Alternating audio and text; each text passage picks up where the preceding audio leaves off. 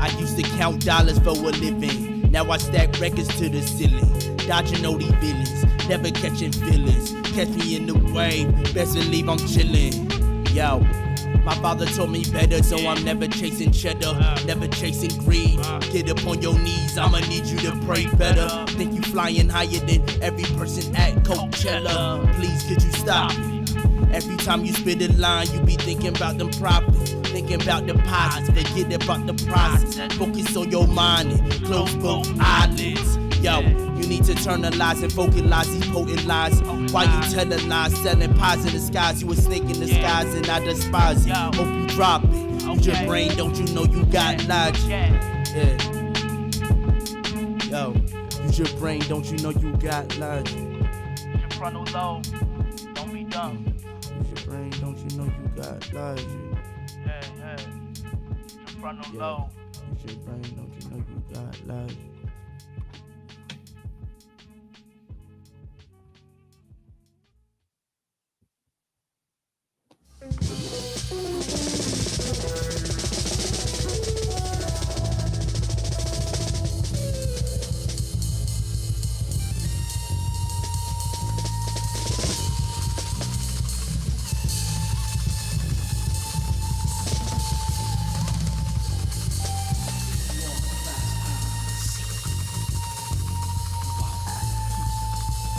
Lions on bright. Lions on bright. Native son to how many?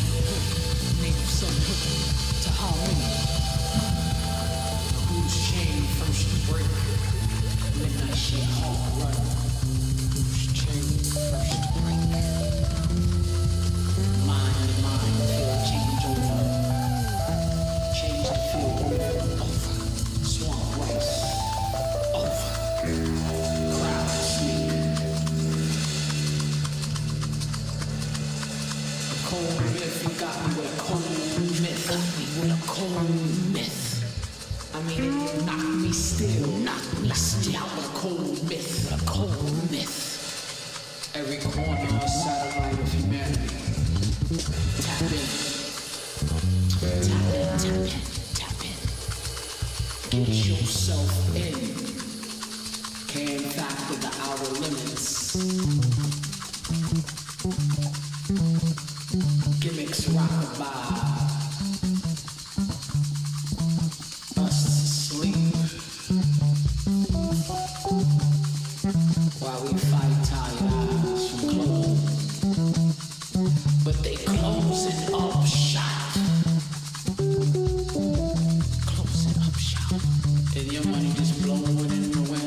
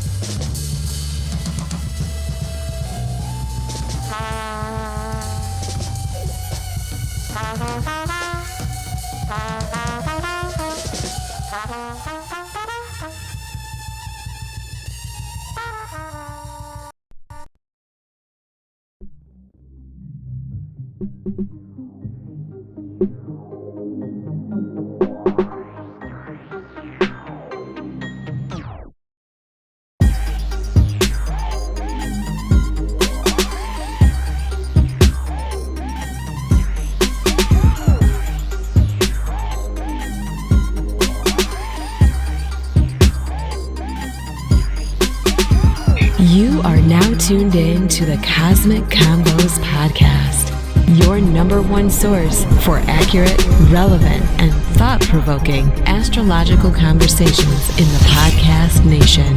The place where stars and minds align.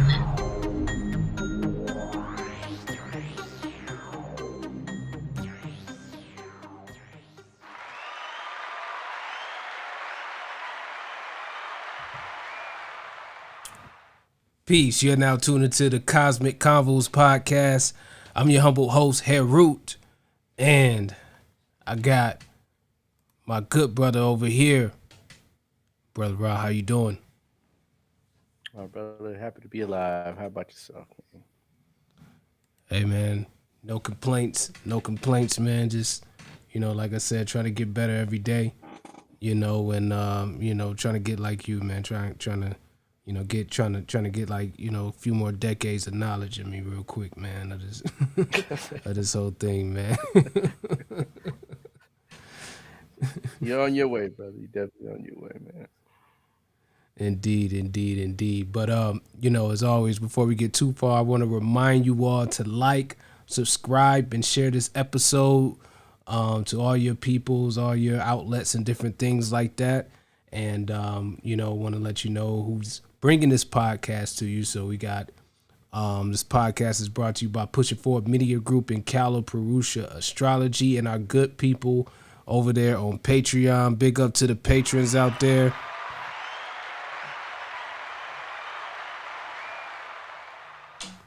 Definitely holding it down. Definitely doing their thing or whatnot. You know what I'm saying? And we dropped a little special Patreon show, man. So, if you're a patron, make sure you definitely go check that out. We had a couple people on there live and stuff like that, and we had a good time. So, definitely tune out to that. But, you can find us on Instagram at Cosmic Convo. That's COSMICCONVO on Instagram, and on there, you hit the link in the profile. You can get to all of our different outlets. Brother Ra, how can the people get a hold of you? Definitely. You can hit me up on Astrology@gmail.com, or you can hit me up either Facebook or IG via Shechem Ra. One of those three will definitely get at me. Indeed.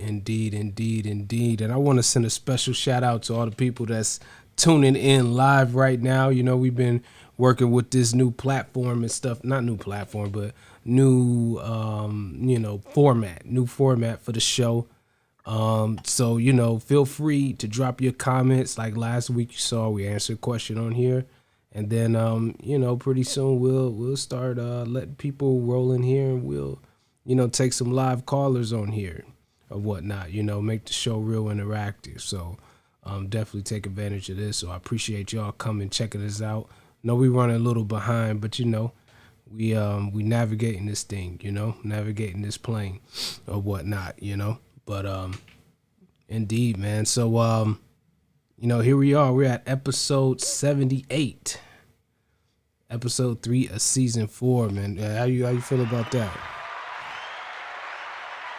Wow, man. It's been a long road, brother. And we got a long way to go. So, but I'm enjoying the journey. Definitely enjoying the journey, man. Likewise, man. We're constantly, molding the show, changing this, changing a little of that, different things like that and stuff like that, man. So it's definitely fun, indeed, man. And I'm real eager to see what we're gonna look like sitting at episode 100 and 200 and beyond and stuff like that. Being a whole nother stratosphere by that time, you know what I mean? Oh, for real.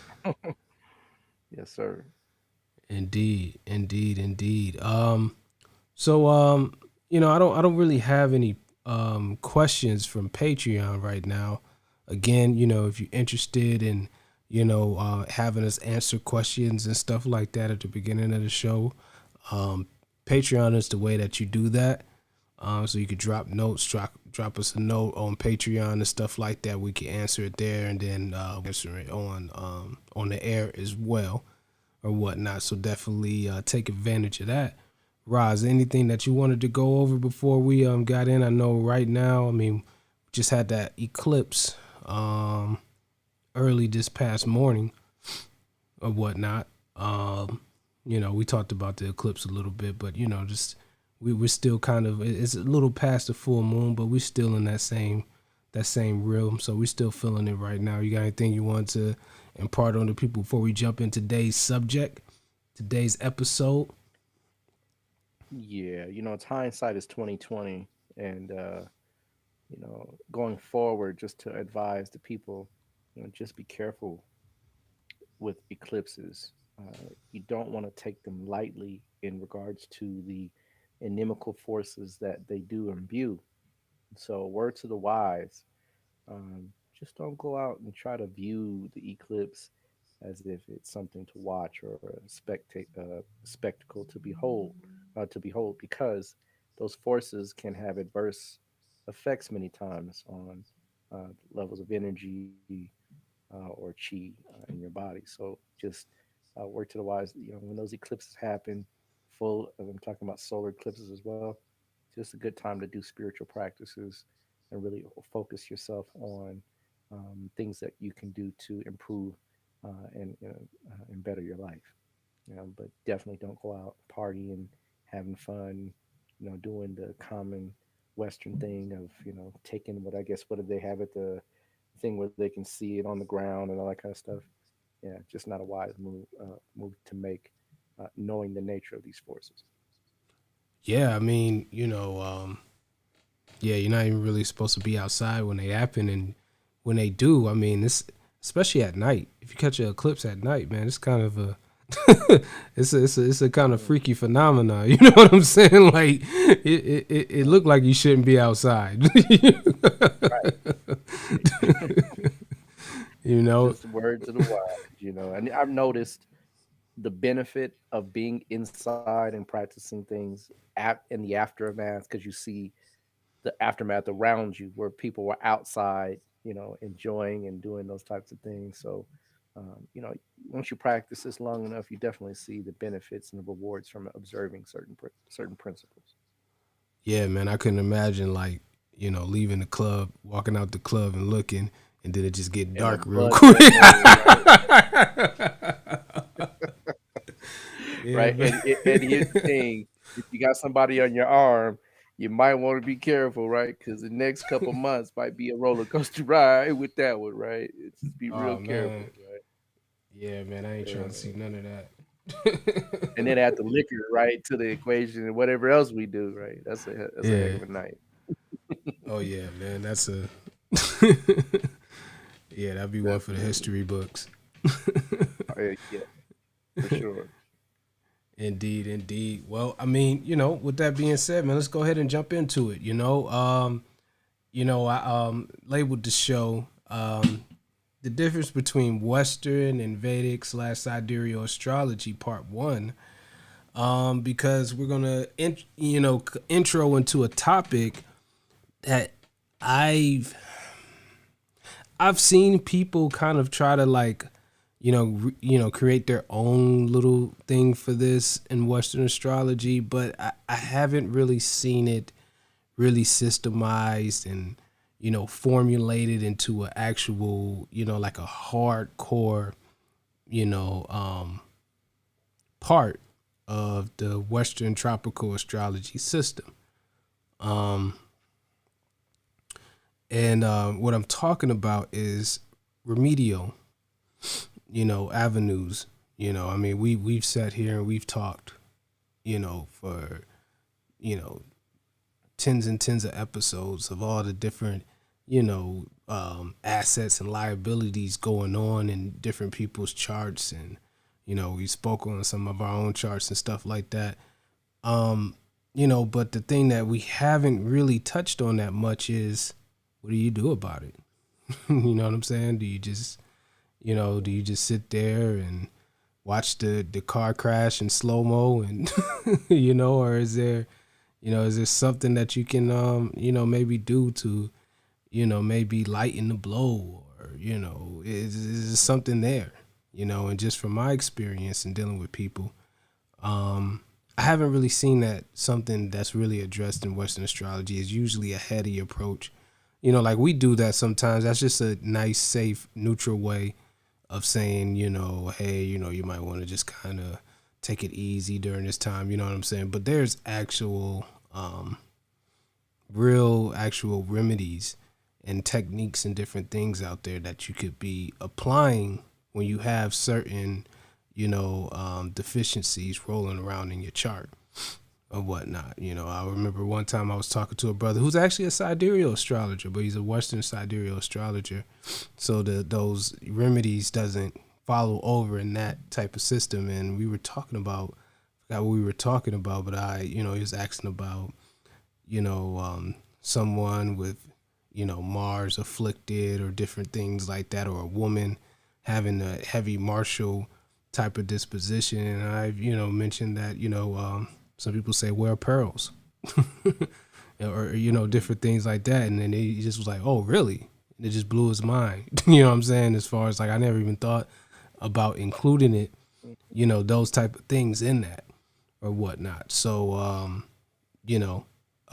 today we're going to introduce the idea of remedies in astrology. And, it's a huge area of the system. It's a lot of different things. There's a lot of different techniques and stuff like that. So today, we're gonna give you a good bit, but it's only gonna scratch the surface or whatnot. What you think, Rob? Yeah, definitely. This will be a series where we'll explore, some of those different items that you can employ to try to assist karma, right, as far as the best outcome is concerned. And so we can only Indeed. assist, we can't necessarily change. But, one of the things that I found extremely striking about this system is the ability to utilize things that can change or alter the subconscious structure of a being or a person. And what we do with regards to trying to assuage or to trying to cut back on the malefic effects in our destiny is that when those effects are there so that we can learn certain valuable lessons and gain Mm-hmm. understandings from experience. But the thing is that once you begin to become aware of those issues and it's brought to your attention, a lot of times that's really what the universe wanted in the first place. Is for you to be attentive, for you to be mindful and aware of these things that have been placed in your destiny to give you a certain understanding. Yeah. Once you are aware of that understanding, once you become cognizant of this, challenge. For example, let's use an example. A person with Mars in a compromised position many times will have what we would consider anger issues, right? Uh, Mars is the planet of action. And when Mars is situated with a hair trigger, a lot of times that action can come out in a haphazard or a very destructive way. And so, Yeah. you know, that karma, you know, comes out before you're aware of it, where it does a lot of damage to, family, friends, loved ones. And so, the person gets the feedback from society, from the people around them that, hey, something is wrong. And when the astrologer steps in, usually we address that karma very specifically and say, this is something that has caused obviously some troubles in your life, and here's some of the things that we can look at as far as taking care of that issue.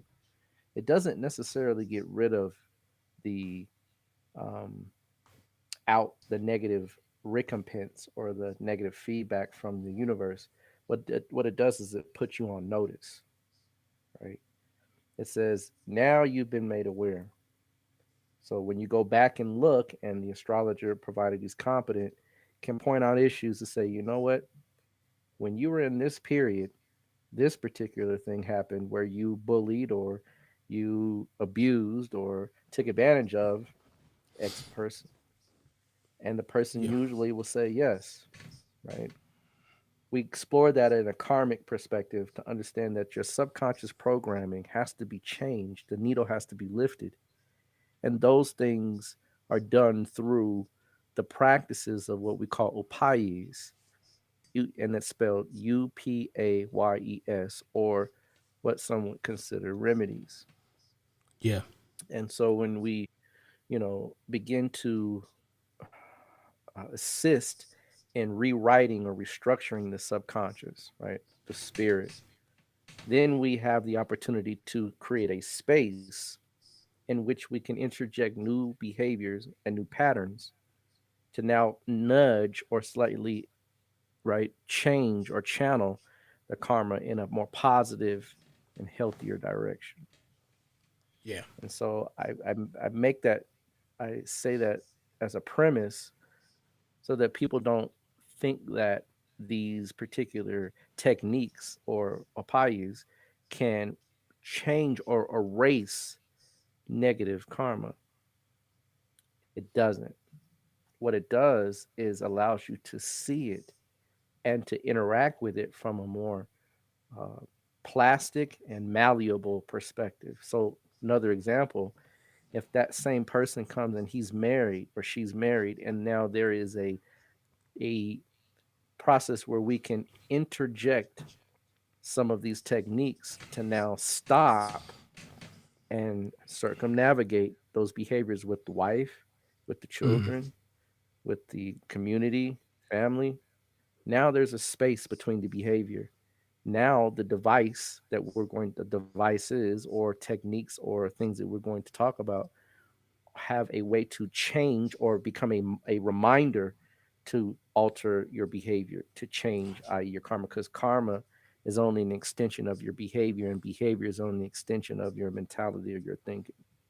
Yeah. Like So, what one thing, yeah, I think about that is like you might see somebody's chart and see what's happening at a time period and be like, there's a, you know, strong, possibility for some domestic violence or something like that in your situation.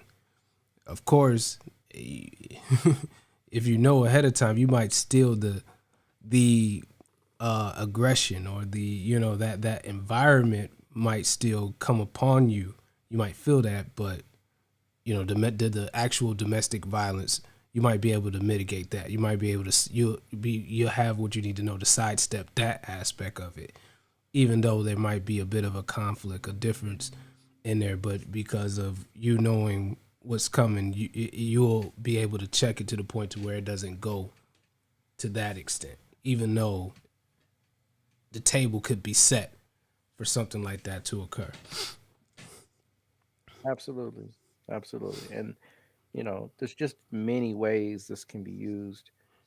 People many times in their karma have it to where when they travel to foreign places, they're due a Hmm. certain set of experiences that is warranting them to pay more attention to certain factors in their life, especially around that given time or with certain given people.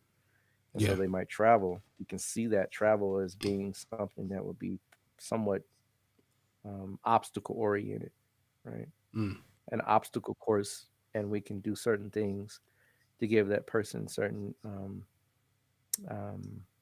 items that will not necessarily stop or change, but at least assist and allow doors to open where they will normally be closed. Yeah. So, and I've seen it firsthand when you travel and you have certain things in practice and in play, right? These things miraculously, right, go right, right? So, Yeah. um, one of the things that we use, right, and the most common, and the one that many times apparently requires the least work is gemstones, right? Called ratnas, right? Ratna, right? Ratna. This is the name for this that particular a gem in India or in Sanskrit. So when we talk about gemstones, right? Gemstones are a nice way, right, to try to add in or correct certain energetic patterns within one's aura. And people don't get it that because I've studied a lot of different techniques as far as gemstones are concerned, and you hear different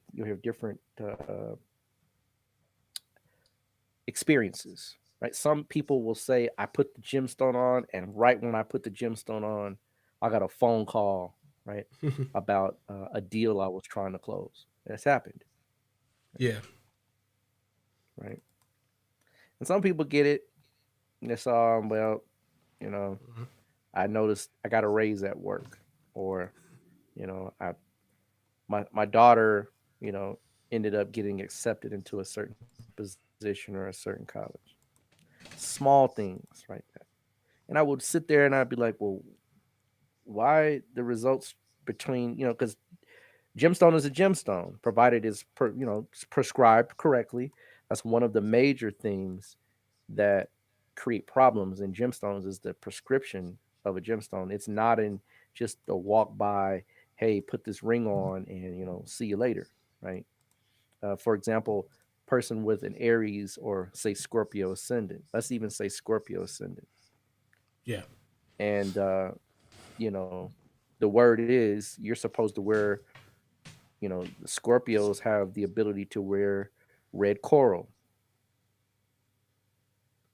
But if that particular planet is debilitated, red coral will be the worst worst gemstone in the world to prescribe for a Scorpio ascendant with Mars debilitated. That would inflame that particular person's disposition and create a even more sensitive hair trigger with regards to the Mars placement. Yeah. So yeah, would be, and the standard quote unquote rule is you can wear the gemstone of your ascendant.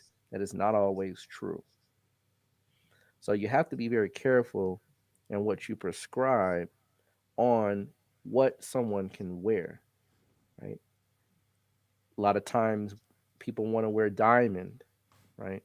Because it's a very attractive quote unquote stone and it has certain properties that people find alluring. Many people, when I say many, a lot of people aren't able to wear diamond as a gemstone. And people have probably heard us say this on the show before, but diamond can create more problems than you would bet if you have a person that has a planetary placement that is compromised with Venus, or Venus doesn't do well because Venus is the planet that rules diamond. I think diamonds is a good example to get people to wrap their head around just the concept of utilizing gemstones for this purpose. Because if you've seen somebody, you say they iced out now, they got all they act different. You know what I'm saying? If you got you a nice shiny piece on and stuff like that, it kind of it changed the way you know what I'm saying, how you feel at that moment. The other gemstones have that same impact. It's just that most Right. people wear nowadays. Everybody wear diamonds, so you get that Right. that diamond effect. Or Hmm. whatnot. It's like Hmm. bling. You know what I mean? Like boom, I'm here. You're right. You're right. And that bling bling, right, causes several. I mean, think about it from let's just use an example, right?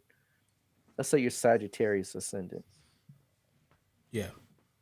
Sagittarius ascendant, right, has Venus ruling the sixth house of disease, enemies, and debt, and the 11th house of gains, social interactions, and elder siblings. And wearing that gemstone many times for Sagittarius descendants can bring many conflicts around not only their marriage, right? Because usually it can create an opportunity for infidelity. Hmm. Infidelity? What do you mean, Rob? How infidelity? Because the planet Venus for Sagittarius ascendant rules the sixth house, and the sixth house is the house of divorce, usually through infidelity or cheating. So that would be a gemstone that would create havoc in an individual's chart that's situated as a Sagittarius ascendant, unless, of course, it's placed extremely well and supported by the overall chart. So for Sagittarius ascendants, many times, diamond is the worst planet, worst gem to wear. Same thing for Scorpio ascendants, right? Hmm. Scorpio ascendants have Venus ruling the seventh house of marriage, long term commitments, and promise, and the 12th house of escape, bed pleasures, right? And expenditure. Yeah. So many times a Scorpio will wear this gem and wonder why the 12th house of loss took away their mate, the seventh house, Hmm. right? Especially if Venus is in a position that is not supported as far as the placement is concerned. So, you know, these are, and there's more to it than that. I mean, these are just very general examples, but again, right, gemstones are a phenomenal way to boost the overall auric output of an individual. But if your aura is weak, if you don't have enough chi to run through the gemstone, right? And gemstones, again, it's a science that cannot be heated, they can't be treated, right? They have to be cut in a certain way. They have to touch the skin, right? So, you know, picking a gemstone even is not even easy. They have to have a certain weight. All those things come into play. And we're going to explore more of those things in a show specifically focused on just gems, right? Just Yeah. Rotmans, just things that we can look at to show how those things work in some degree as far as real-time astrology is concerned. We're going to use some charts even to show, right, what that looks like. So, you know, gemstones is a great way to assist, right, in the karmic kind of output of an individual, um, and it's one that I have not found in the West to be very efficacious. You know, they a lot of times will say wear your the gemstone of your birth month or what have you, right? I hear a lot of that, and that's some probably one of the worst things you could do, right? Yeah. Because you know, number one, you don't even know where your sun is placed according to the Western positions. So you're going to wear a gemstone that's not even really built for who you are in regards to your birthday. So, you know, Yeah. it's just, you know, it's a lot that people take for granted with regards to these gemstones. It is a science, and one should be taught how to use those to really get the best bang for your buck because they're not cheap either. Oh Right? no, Right. You not a good know, quality. No. not a good quality gym. They're not going to come, just dropping in your lap. You have to really know what you're looking for and know where to get them. So, gemstones is one of those easy, quote unquote, simple type of opportunities to use a force or something that force has registered itself in as far as the mineral kingdom is concerned, and try to use that to again boost or influence or help some of the auric things that we're dealing with as far as our chi is concerned. Again, gemstones, another thing, is good for health, right? Health ailments, health issues. Gemstones are great when you find people with challenge positions and those things that come with that regarding the body. Yeah. Uh, so, gemstones, again, great way to really understand the difference between what Western astrology brings to the table and what we bring to the table. Um, the next one we're going to talk about is one that is not tied exclusively to Jyotish or astrology because it's used outside of this particular, set of ideas. but it is one that, put it to you like this.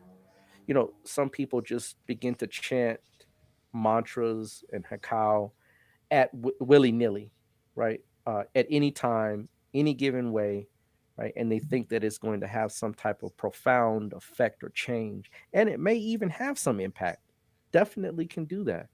But to really get the ring that you're looking for, the sound that you're trying to get out of that particular whole process, the results, mantra is to be prescribed and it's a very specific way, right? The good thing about mantras, it's free, right? It doesn't cost you a dime, right? Except your time and energy to sit down and to begin to relate to the forces that are behind those mantras. But the thing that mantras have behind them is a key. And many astrologers, even in Jyotish or in Western, in Vedic astrology, they'll give you a mantra, but they won't give you the key. And the key comes from understanding the inner meanings of what those forces are that you're dealing with. And that is not something that you get from reading a book. It's not something you get from um, word of mouth. It's actually something you get from practicing and applying certain things to gain insight about what those forces are in your own life and in others. So it's a key that you get that you have to really garner. A teacher can point the way, but we can never give it to you. It has to be gained from within. And the best ones that are given, the best keys that are given, the pointers, right, are ones that really point back to your own personal chart about how you're supposed to use the mantra. Right? Mantras are syllabic, right? Meaning they have syllables. So those mantras are prescribed based on the placement, the house placement, the nakshatra placement, different placements that call in or call forth certain syllables to be vibrated based on what you're doing with that mantra. So it's not just you read one and it's over. Yeah. Um, but mantras, to my recognition and experience, are the most powerful remedy. And the reason why I say that is because this is when you understand the key to the mantra. And it can be given to someone that, in other words, you can give it to them through the understanding of their chart, but they go do the work to gain the inner access to it. No one can do that. No guru, no sage. I don't care what they tell you. They cannot chant enough for you to learn a lesson. That does not the way it works. And the crazy part about it is that in India, you have people that will do that, Oh yeah, right? absolutely. It's just like and I mean this in the utmost respectful way, but it's very similar to how we see, some of the traditional West African spiritual systems practiced today. And it's funny that Vedic, and the Hindu teachings and different things like that doesn't have that stigma, but I mean, for all practical purposes, it's almost approached the same way. I mean, it's like you go to the guru and get this and get, it's just, they do a ritual for you and hand you your stones and your And you stuff. never go empty handed. You Yeah, never go empty handed. When you study Ifa, right? You never go empty handed. yeah, I mean, doesn't mean you come with a whole heap, but you never go just saying, "Hey, man, hook me up." yeah, You know what I'm saying? And you don't yeah, go to the guru in Sanatana Dharma, right? mm, Also known as Hinduism. You never go to the guru empty handed. You bring some flowers, you bring some food, because see, the guru doesn't get paid, right? The guru in India, he works for free for all intents and purposes, right? So he's pretty much I don't know, a beggar, but he works by charity, right? And you go empty handed, that was frowned upon, right? And it's interesting, like you said, in both traditions, right? That is how it's done, yep, right? Message, but nonetheless, right? You really understand that mantras are very powerful science, just alone, not to say out just outside of Jyotish. They're powerful, right? Yeah. When done properly, they can rewire and restructure the brain, right? They can change the subconscious structure of the mind so that now you're seeing something for what it is and you're able to actualize the karma that's due to you at that time. A lot of people think that mantras will change something for good. A lot of times it will change something for bad, then good. Mm-hmm. For example, let's say that a woman, right, is in a relationship and she is in an abusive relationship, and I give her a mantra. That mantra is going to usually separate the person from the relationship because of the abuse, if the person is not willing to go and make the changes as far as the abuse is concerned. They separate, and it's Yeah. painful. But once the mantra is completed and the action is done, the person feels so much more at peace, right? Then they begin to get the benefits of the mantra, because now whatever was in the way of the energy that was supposed to come has been removed, and the subconscious structures are aligned to be able to receive the new thing that's coming. That's the benefit of what these do. They are much more powerful than gemstones, Oh right? yeah. Right? Mantras work better than gemstones, and it's free, right? So go figure, to go buy a nice little pretty, ring, and something to put on your neck or what have you, versus sitting down for 108 reps, right?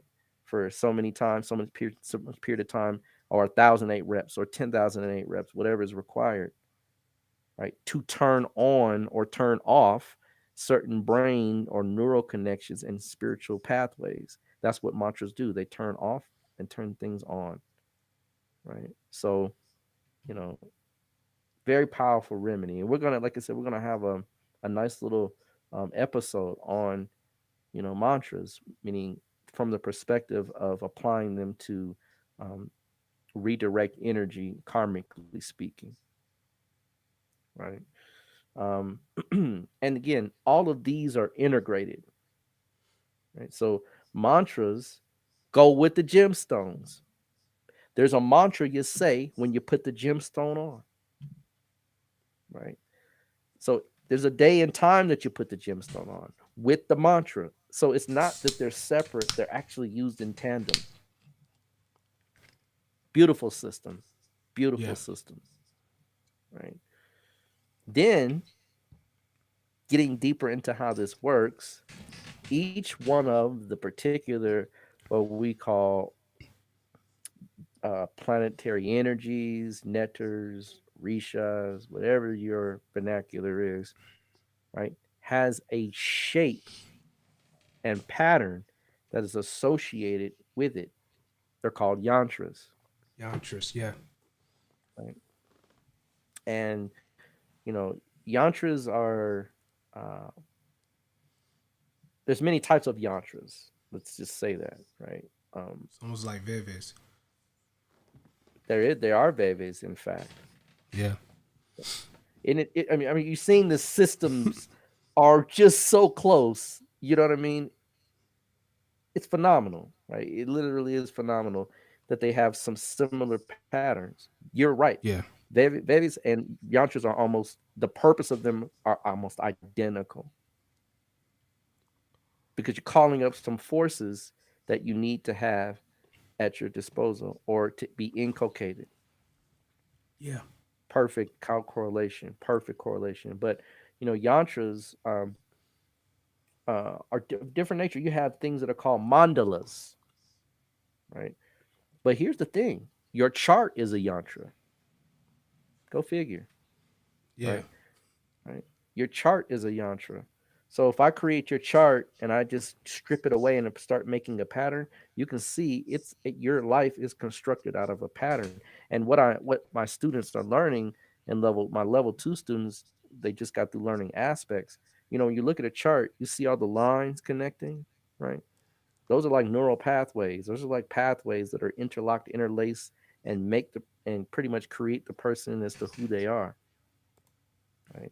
So that chart is like a yantra. You can literally see patterns that are designed in it. And here's the thing: those charts that are more symmetrically patterned are the ones that are actually powerful. So like planets in one, fourth, the fourth, seventh, or 10th house, all of them, that's a yantra because it creates like a square.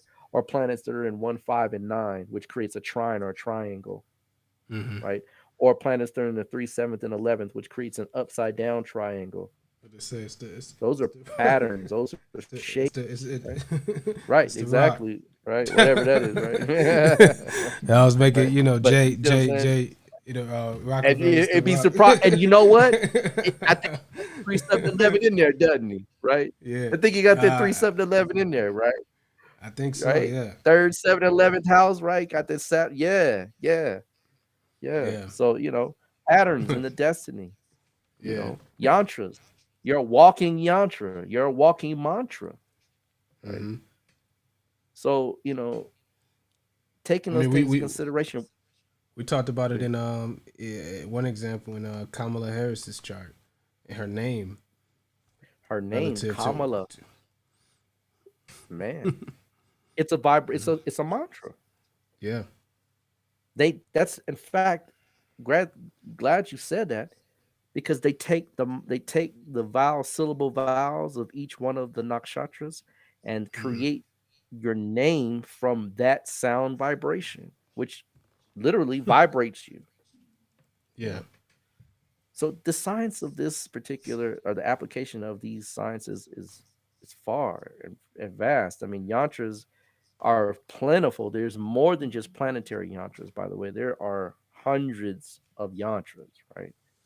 Some yantras go directly. In fact, most yantras go directly with a mantra, yeah. right? It's a book over here. The Dasha Mahavidya's 10 Great Cosmic Mm-hmm. Powers. You Mm-hmm. know, Mm-hmm. Mm-hmm. All of them which have teach. yantras and mantras, Yep. right? They have colors, right? Which is another therapy that is kind of used with Vedic astrology to some degree.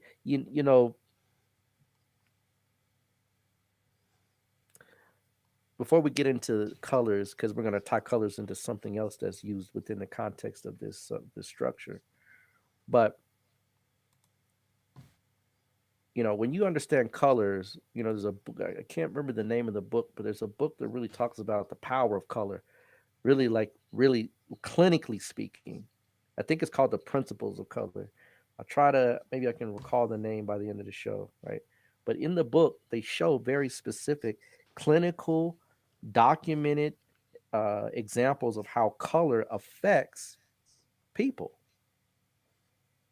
We take color for granted because it's something that we just see every day, and we don't think that it has really any bearing, but it does. Yeah. Right? You know, Color is a very powerful indicator of what we think, feel, and how we act.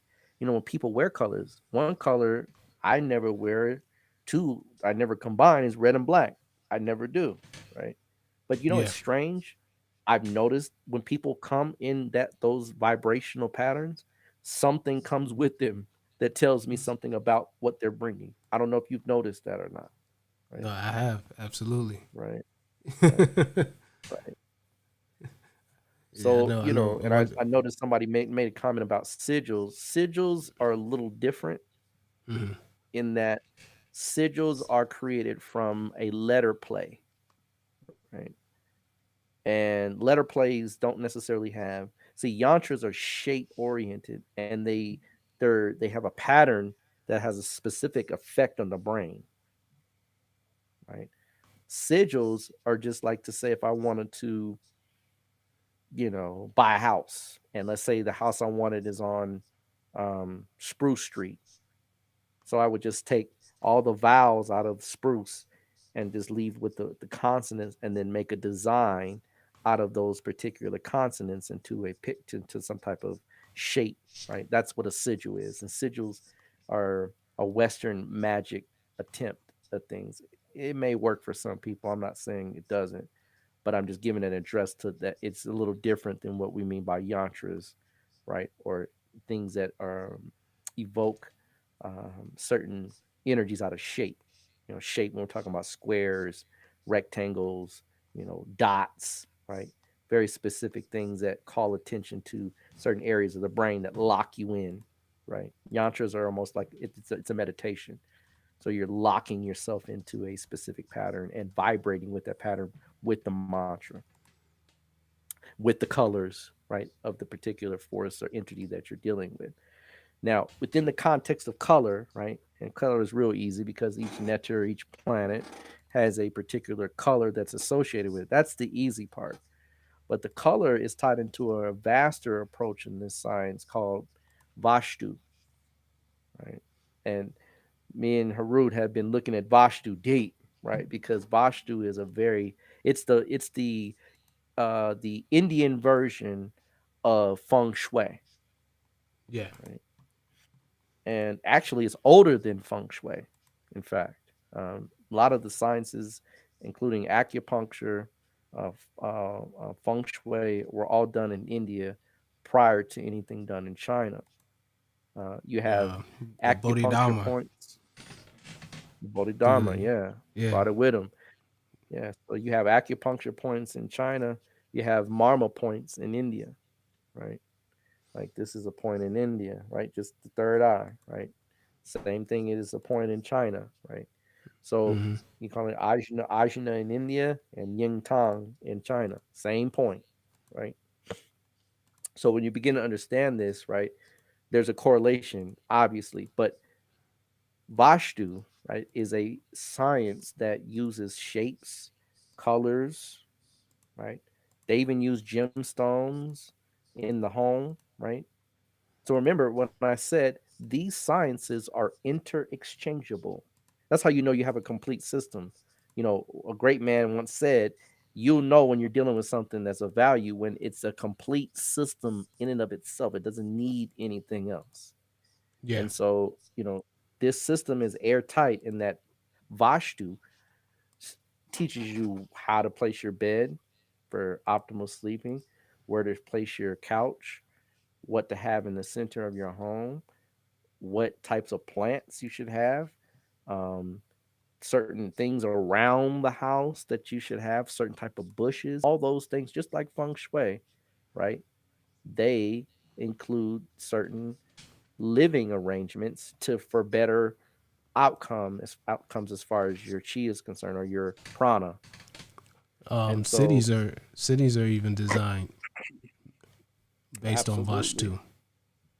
whole cities, right? And India has issues of its own. We know that, but Yeah.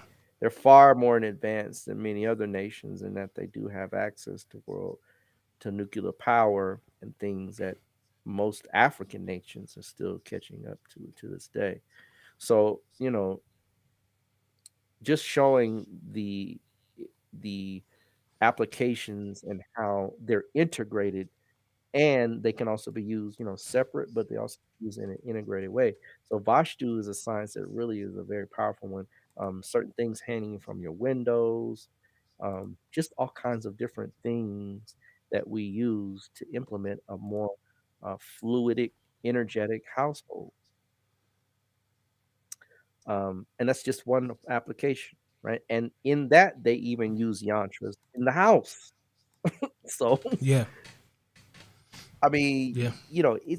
it's just integrated. It's just a holistic approach to the science of the stars and trying to find some type of assistance in some of the challenges we have from knowing what those karmic outplays are. Um, Another thing that we do that is um, very easy to a degree, but does require for you to move beyond your ego. And that's one of the things that astrology and spiritual teachings really try to get you to get to understand is just to get a hold of your ego. Not to say kill it, but just control it, subdue it, put it into some framework. And so one of the things that does that is charity. Now, charity is a science with this. And here's the thing I want people to consider with charity. It goes both ways. You know, when you help someone, helping someone should be strategic. It should be well thought out. It should be not done, shouldn't be done from an emotional gratification process, right? It should be done from a very spiritualized and karmically aware space. Example, many times you see us, see people giving food and clothing to people, and there's nothing wrong with that. That's all what you're supposed to do. But when you begin to enable, that's where the thin line comes in. Enabling someone's habit, conditioning, appetites, addictions, that is dangerous. See, we take it because, well, I meant well. Just because you meant well doesn't mean you do well. How would you feel? How would someone feel? How would my person, and this is what I think about when I give, how would I feel if I gave that man $20 and I came back the next day and he was dead? See, we perceive lack or scarcity as something that is negatively affecting someone. It can, but sometimes the scarcity is there and is designed to teach the person to look elsewhere.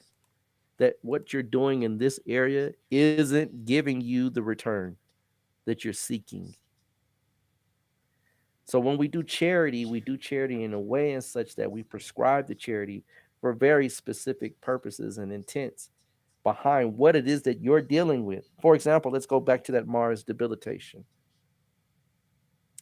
of the person with the Scorpio ascendant. This person would do well in assisting or giving charity to those in battered women's shelters, Mm-hmm. right? So that's not in the book. It's not meant to be in the book because the karma is supposed to be the influence of the upaya or the remedy is supposed to affect the karmic pattern. So it'll tell you to go give 17 crows 50 seeds of black seeds, right? I'm going to tell you go give 17 individuals in a homeless shelter, right, that have black on those same thing or give them the equivalent of in something they can use, Mm-hmm. right? Because now the karma is being fulfilled not through some bird or some crow, but through people that are in a position that is warranting them to receive help from sources that they have been humbled by, meaning that they've been humbled, so now they have to have an open arm in receiving those particular assistances. The ego has been killed, or at least put, not killed, but put into a box so that the person can now see life for what it is. That's who you help, right? That's who you give the karmic a residual to that you're trying to shave off the negative to turn into a positive. Once you do that type of charity, then your karma will change because you're going to be talking and interacting with people that have the same conditionings as you, right? So charity underneath this particular application is not just something you just go do. It's very specific. You give, let's say if it's Jupiter, right?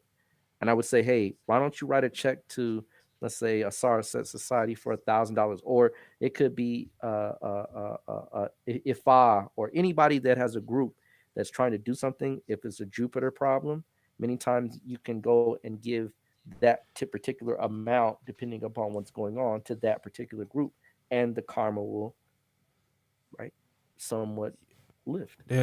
There's a teaching or a branch of yoga called Bhakti Yoga, and a lot of times they talk about a lot of the temples, famous temples in India were built by people fulfilling that by Right.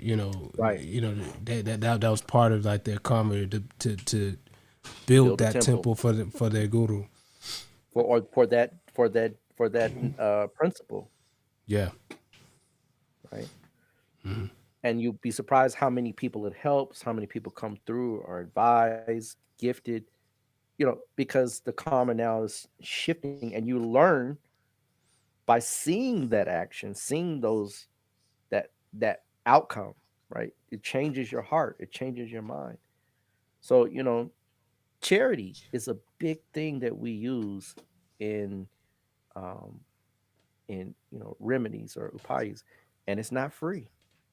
But the gift that you receive is the understanding that you receive is far more than you can even give in any type of monetary value. What you receive is priceless.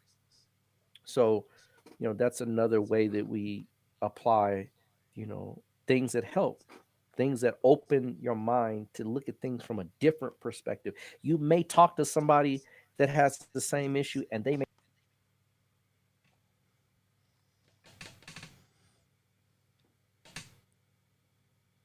Hold on 1 second, brother. Think we lost you for a quick sec.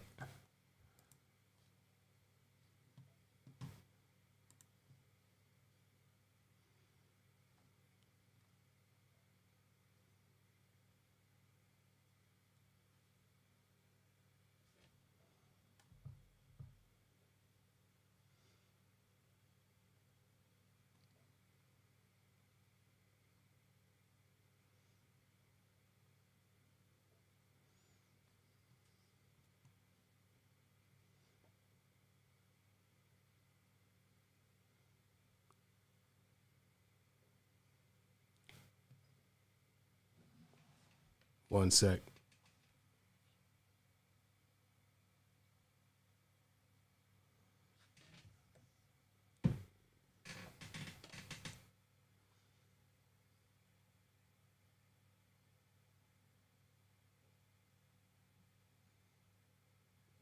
Maybe try to come back in, something like that. We'll do a quick intermission, real quick, whatnot. Give us a moment.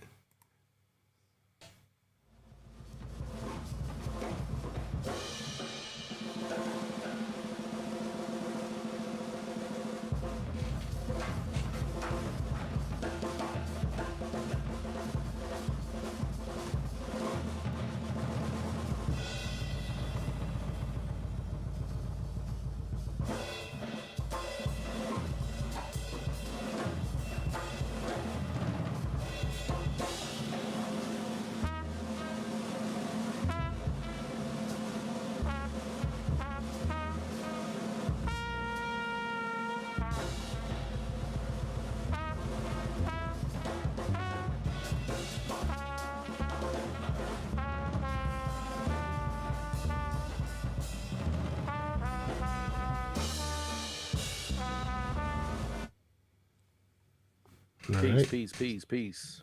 All right, now we back cooking. All right, cool. Boom.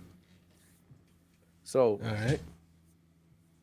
the next thing that we get into is fasts, right? Fasting. I want to say fasting. It, it's not just fast, right? It's for a very specific purpose. It's done in a very specific way, at a very specific time, right? For a number of specific days. So when we give you a fast, or for example, let's say Venus. Let's say you're having issues in relationships. Let's say Venus is challenged in your chart, or let's say even the seventh lord. Right? You say Venus for the seventh lord because Venus can many times it is the indicator for relationships, but we also would look at the planet that governs that particular house as well. But let's just say Venus is the one that we need to deal with. And so Venus fasts are done on Fridays, right?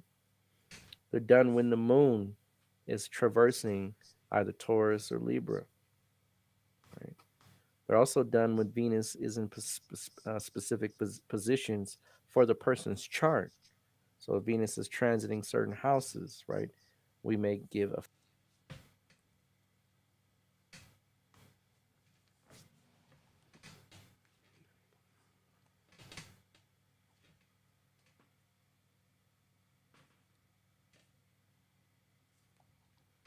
Can't hear you. Cut out again.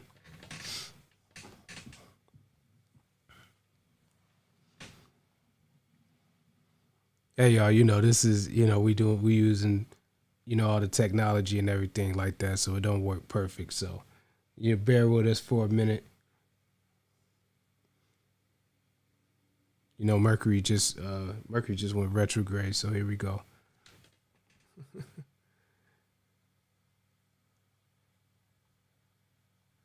Try it again. Try coming out and coming back in again.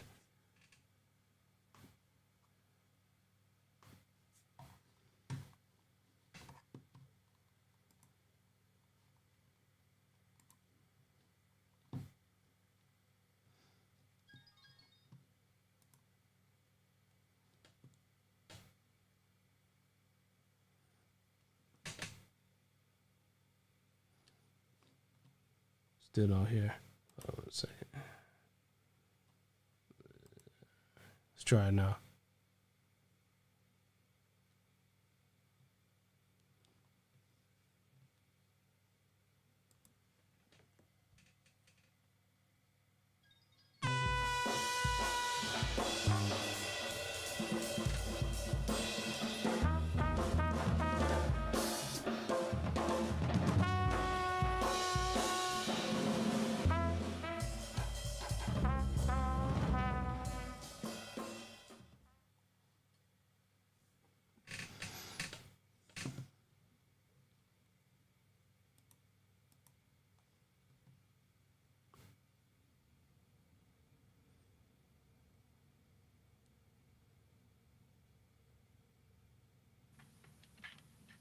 All right, I think we got you now.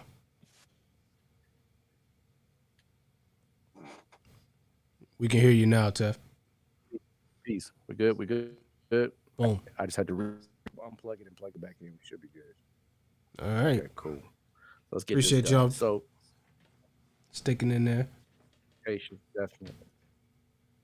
Thank you. So, um, fasts are something that we have prescribed, and so in the fasting, right, it's a way to separate, right, from the thing that you're dealing with, to observe it from an objective point of view. So, Jupiter can be our faith, it can be our belief systems, it can be our relationship with the supreme being. It can be how we share, right? All of those things are what Jupiter facilitates. It can be our relationship with our children, right? Those are themes that we would address during the fast to make sure that you are looking at those things from a very spiritual and holistic perspective during the fast. Sometimes you just not just that you sit there and you don't eat anything. There are things that you do that are specific to bring attention to those things that you're having troubles with. And a lot of times we'll do several remedies at once, meaning we will have them wear the gemstone while they perform the charity. Before they perform the charity, they do the mantra of that particular force, and after, right? And they observe while they're doing it.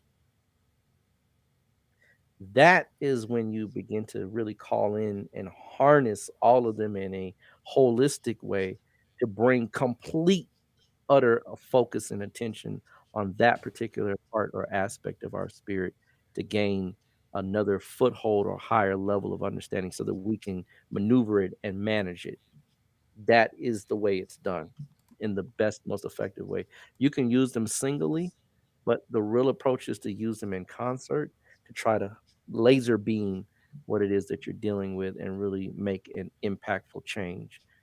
Almost not to say overnight, but sometimes it is overnight, depending on how things go. Um, the last thing that we do, that we touch upon, is what we call baths. Right?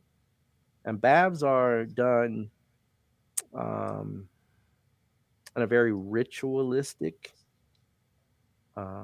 meditative, deliberate, and emotionally centered way, right? So that you can The baths are not just you go in, take a bath, and say a few words, and no, it's something of a ritual, right? Something of a ritual, and so that bath is there to take you. And baths, it depends, right? Baths are not something that we prescribe very often because baths are a lighter kind of version or application of a remedy, right? It has to be something that is low level type of right challenge or issue, but it is something that we do use, and so it's something that um, you know can be applied, and it is very cost effective. It has to be performed in a certain way, and it has to be given by someone in a very specific priestly position, but it's not as costly as, let's say, the gemstone. And it's strange that all of these seemingly are less expensive than the gemstone, so you would figure that the gemstone with the least amount of power costs the most, right? So keep that in mind. The Yeah. last thing we do, right? The last thing we do are called homas, right? Or rituals. Some people call them homas because like they have the fire ceremony where they take and they throw certain items into a pit that consumes and burns. And the homas are done by priests. You can do a homa by yourself because homas are can be done at home, but most of the time in India, homas are done through priests, and they'll pay the priest a very handsome fee. Now homas different from mantras. You can pay them to do. See, when you do a homa, the homa really has you participate in, or observe, not necessarily participate, but observe the homa, so that and homas take about 2 to 4 hours to do, right? They're not just something, you know, they're not rituals. You just, you know, put some music on and get jiggy with it. They're very specific. There's mantras that are said. There's specific times that is done. Specific clothing that the priest wears, specific type of foods that are offered, all very specific and all very costly. Homas are costly, right?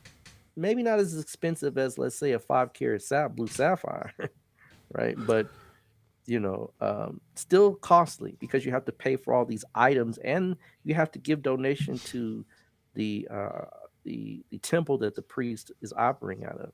Now Yeah. that's a homa. That's a traditional fire ceremony where they're doing things in your behalf, your honor, and it does work. However, right, you know, ritual is not just done in a prescribed way. There's rituals that can be done that really can change your spirit, right? Change who you are in regards to your relationship to the force that you're dealing with.